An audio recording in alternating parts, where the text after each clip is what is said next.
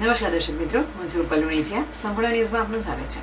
ચૈત્રી પૂનમના પવિત્ર અવસરે અંબાજી સ્થિત મા જગતજનની અંબાના મંદિરે વહેલી સવારે મંગળા આરતી કરવામાં આવી હતી. આ આરતીમાં મોટી સંખ્યામાં શ્રદ્ધાળુઓ ઉમટી પડ્યા હતા અને દર્શનનો લાભ લીધો હતો.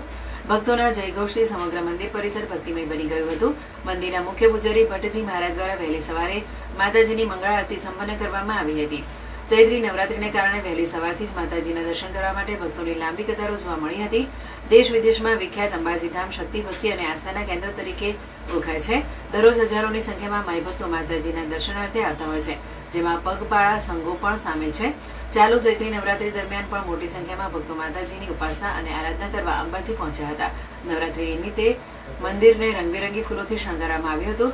માતાજીના ચાચર ચોકમાં ભક્તોનો જમાવડો જોવા મળ્યો હતો અને યજ્ઞશાળામાં હવન યજ્ઞ પણ કરવામાં આવી રહ્યા છે. આજે ચૈત્રી પૂનમ નિમિત્તે અંબાજી મંદિરમાં ભક્તિમય અને ઉત્સાહપૂર્ણ માહોલ છવાયો હતો.